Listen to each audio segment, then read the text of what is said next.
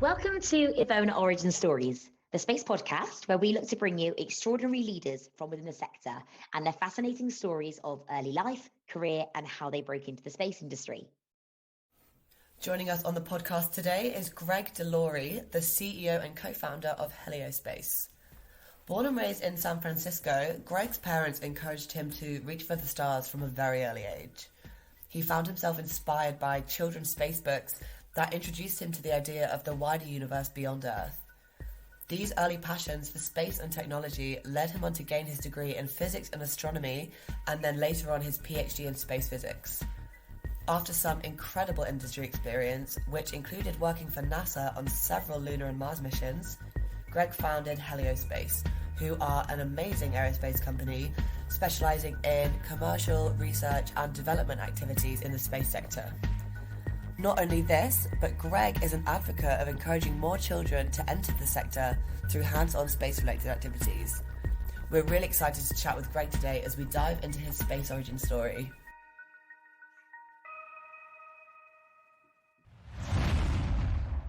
Hey, Greg. Hey, Rich.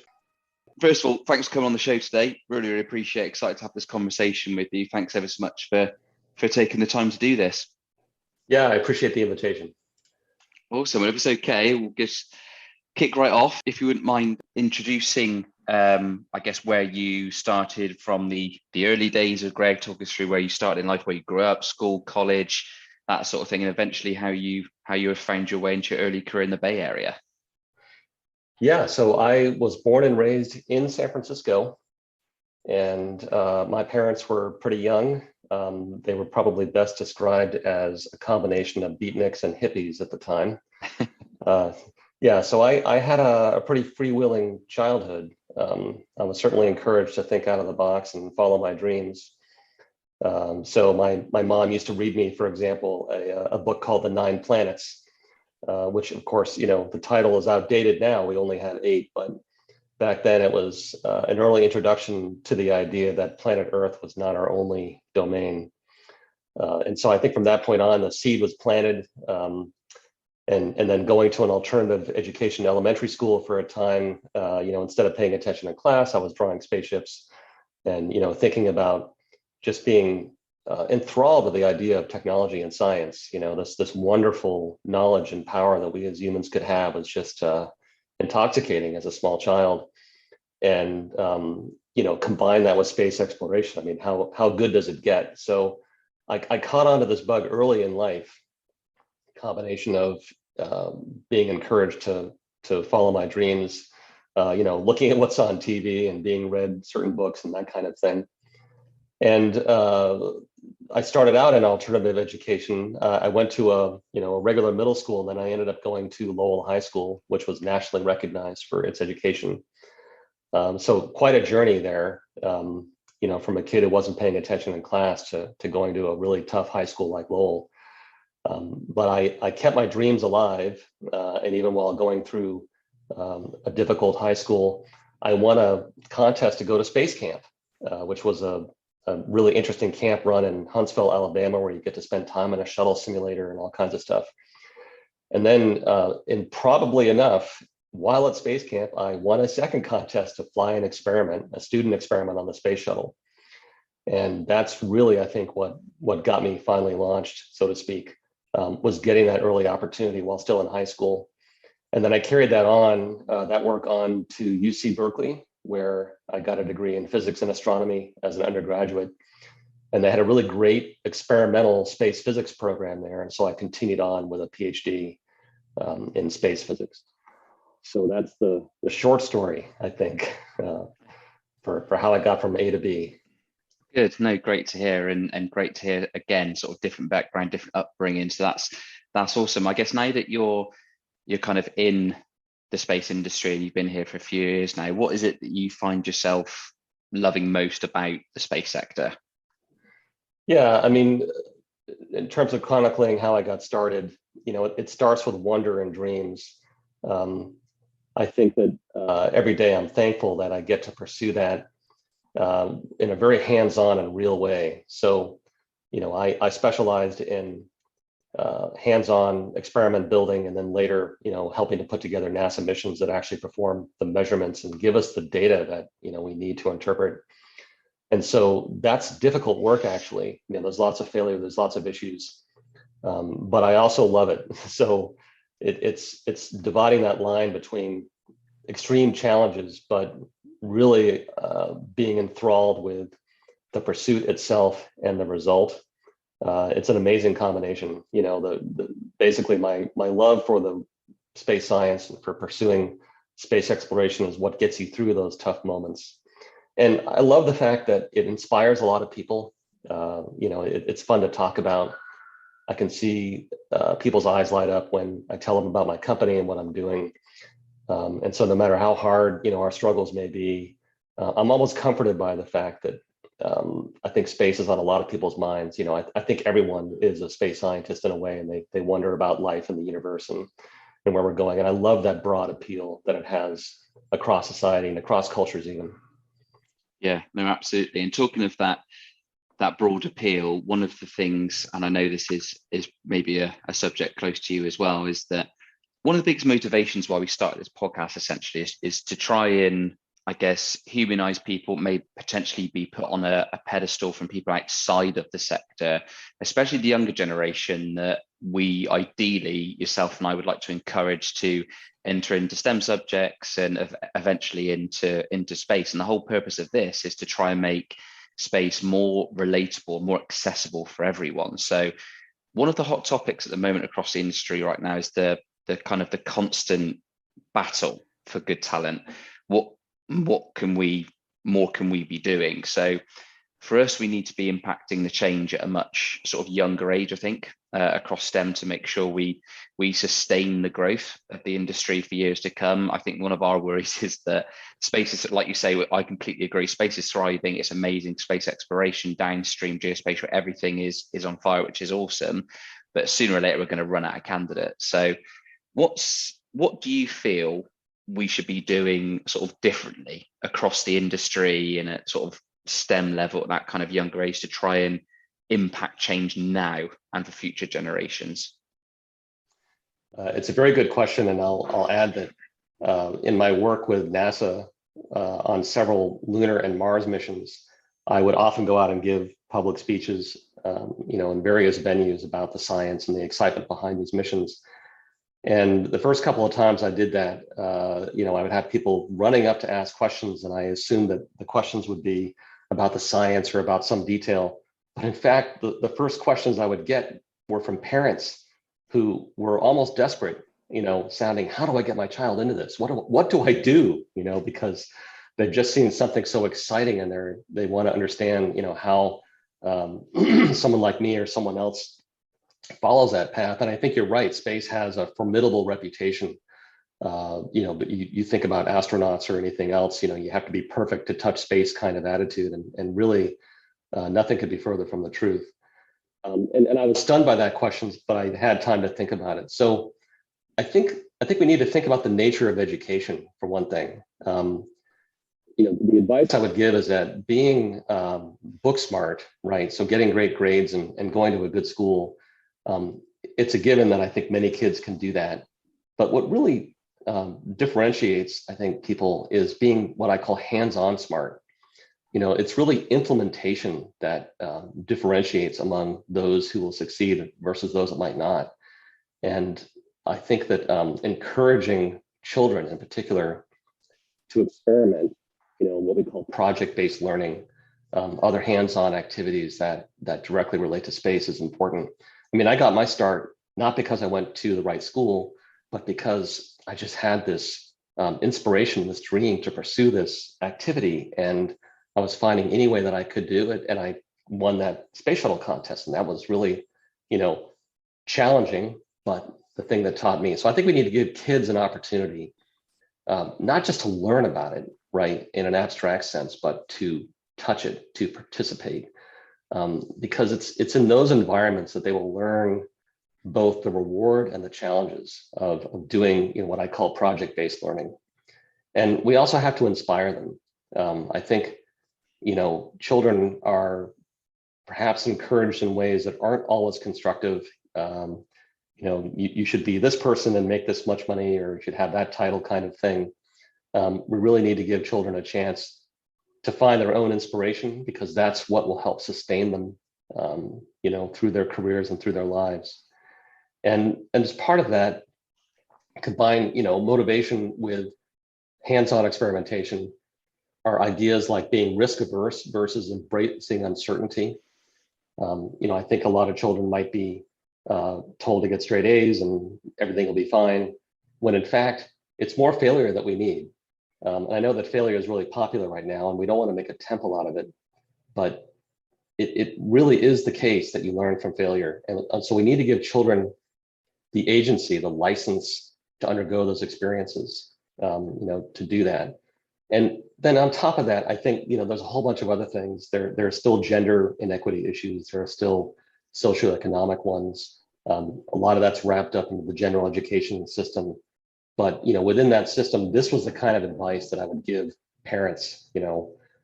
It's fine to send your kid to a great school, get them into an internship, get them into a company, get them onto a project, because that is where they will truly learn many of the skills that they're going to need to succeed. And I worry about the availability of the workforce for sure. We're having trouble recruiting right now, as many other companies are. So it is an issue. And I would say, to young people out there, desire is the number one qualification at this point. Don't hold back. There's plenty of opportunity out there, because there is such a need in the industry for enthusiastic, bright and motivated people. Yeah, absolutely. Couldn't agree more. And I think that conveniently leads on to the next part around failures and achievements, and as you mentioned, more kind of lessons learned. And I think just sticking on that kind of younger generation, encouraging failure, encouraging them to fall down and get back up again and learn. I think with the modern day social media world and all these different platforms, I think people, kids, adults, whoever it is, see the sort of the highlight reel of successes and the achievements and the kind of the end product, the end goal. They don't always necessarily see those failures and all the build up and the sacrifice that went in behind the scenes that kind of led up to that point. So just touching on that, what would you say, or what would you consider your biggest failure or lesson learned, and what did you learn from that particular failure? And on the other side of that coin, what would you consider so far your biggest achievement career to date? Yeah, I'll warn you ahead of time. I'm one of those people, I have a hard time choosing a favorite, best, or worst anything. Yeah. But I thought of two examples that I think illustrate both my own personal journey, but also serve as potential object lessons, for anybody else looking to understand the idea of failure and success. But in general, it's a hard question, because as I mentioned earlier, I come into work and every day there's failure. People describe being an entrepreneur like eating glass, and that's some days what it feels like. And that's back to believing in the cause and the motivation. But I'll start with one example, which was my first attempt to start a business. So I had a successful academic science career. And in fact, I had done my bucket list already. I had worked on a moon mission and a Mars mission and Earth orbiting missions and all kinds of science. But so then my bucket list grew, and I started the company with the idea that I'd be getting new work that I couldn't do academically. And I thought we were a shoo-in for this particular contract. We had the right team, we had the right everything, and we put our own money into it. We started a business, a small business, basically centered around this idea. And despite all that confidence, we did not get the work awarded. We did not get the contract, and that was a letdown. I remember the sinking feeling, getting notification. But we were committed, and I had a longer term vision, and I knew this was something I wanted to do. I wanted to start a small space company and see where it went.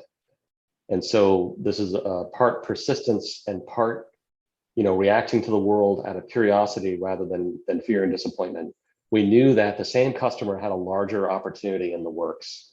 And so we immediately positioned ourselves to answer that one. And learning from the first attempt, we nailed the second one. And that second contract was 10x the revenue of the first one. And so, that was an example of just mind-blowing failure, putting your own money into a business that did not get funded, basically, and being stuck with that, to really an incredible success. And you hear that story a lot, I think, but it's just important to recognize that even us space entrepreneurs go through it.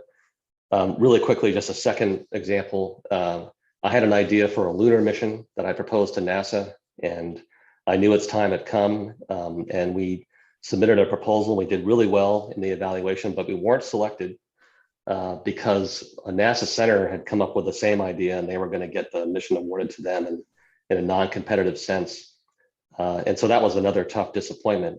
But again, play your cards right, and you can turn failure into success. I had done so much work on this mission and the idea that I was in fact approached to help run it for the first couple of years.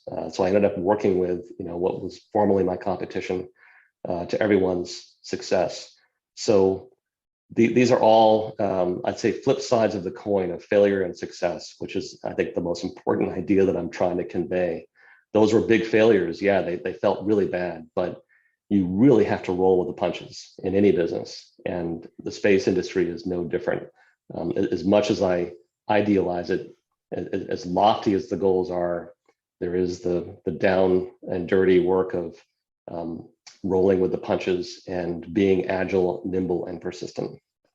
Yeah, absolutely. Well said. I couldn't agree anymore. And I think you make a good point as well in terms of actually just normalizing it and humanizing, having failures and learning lessons and just rolling the punches, you mentioned, and cracking on with it and learning from those. And I think it's a bit of a psychological reframe as well in terms of taking the positives out of every situation, actually, being able to actually be in that position where there was a potential of winning a NASA award and so on and so forth. So yeah, couldn't agree more. And in terms of, I guess, where you're on your company that you set up, Heliospace, would you mind just sort of giving our listeners a rundown, to tell them about who Heliospace are, what do they do, how do they fit into the space sector, and also be keen to hear, where do you see Heliospace being in the next 5 to 10 years?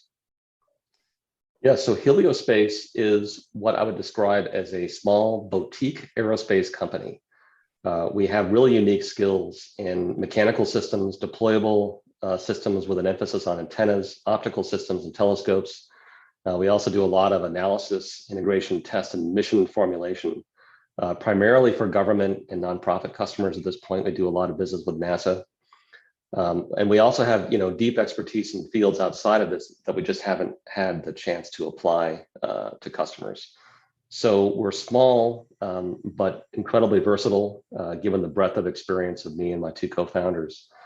We sort of combine small company agility, but with the capability to answer, I think, the needs of major NASA missions, as I think you'll see when I list some of the missions we're working on, all the way down to smaller and less costly ones. So we have a great degree of agility and flexibility, in terms of the kinds of engagement we can do to solve a customer's problem. And so, to give you an example, we're doing a lot of work with NASA's Europa Clipper mission. That's the next flagship mission going out to Jupiter's moon, Europa. And in fact, we're building the radar antennas for that mission. So it's a major piece of work. It's a high reliability mission. But then we also do things like small instruments for sounding rockets at a budget price. So we have quite a dynamic range. And part of what makes us successful so far is that my co-founders and I all have deep experience in supporting civil space missions and scientific space missions throughout our careers. And so we can kind of already know what many of our customers need. We can preempt a lot of the problems that come up.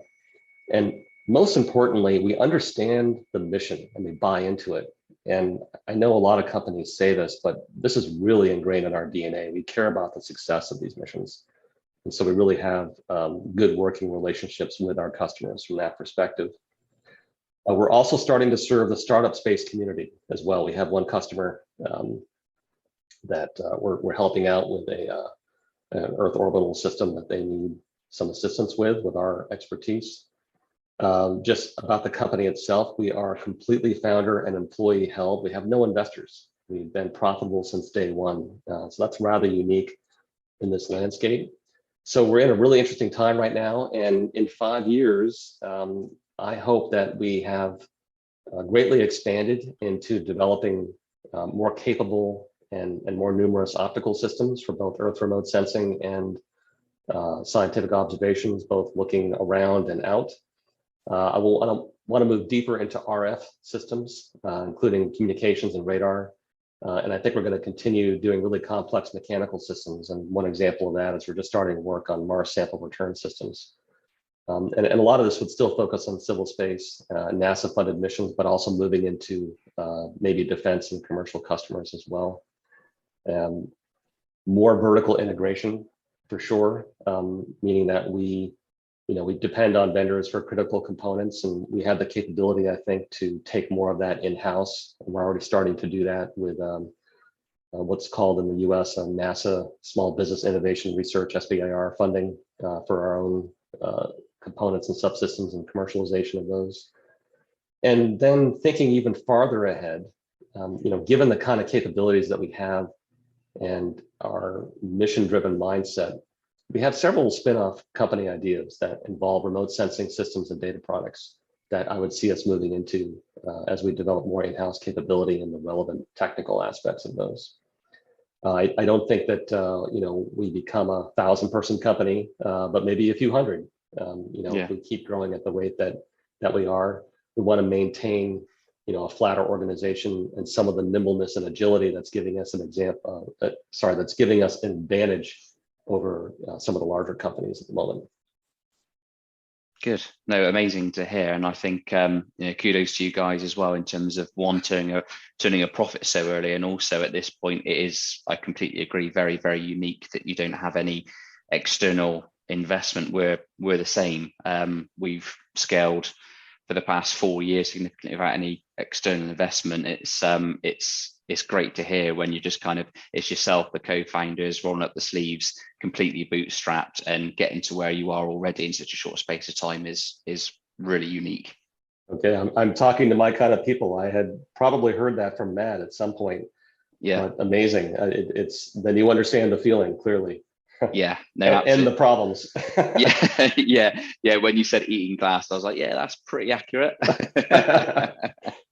What would you say, I guess, for that person that you were just talking about, and sort of going back to trying to sort of solve this issue down track of people wanting to get into the sector to maintain the growth and keeping it thriving? And I'm talking about everybody. I'm not just talking about engineers or software developers or software engineers, even people that are in sales or in marketing, in law, whatever it is, for someone who is trying to get into the space sector. What would you say are the best sort of resources that you've identified and been able to utilize over the years, whether it be courses or programs or mentors or whatever route to market was that kind of helped you transition into the space sector? Yeah, I think that question might be a bit broader than what I was answering in the bullet points. So I'll start with my specific path that I think worked for me. And then I'll certainly speak to a broader opportunity, perhaps, among many people. So let me start with just how I got going. And I think one of the important things to consider is open-mindedness, curiosity, and versatility.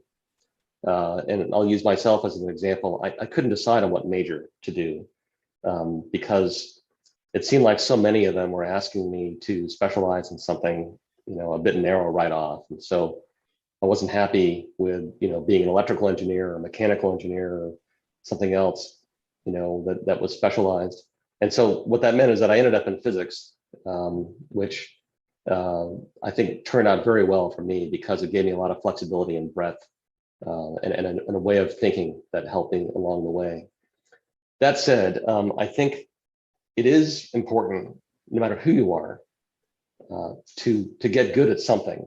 You should pick something that you like to do and do it well. I would give that advice to anyone because that really trains your mind in how to solve difficult problems from stem to stern, from point A to point B.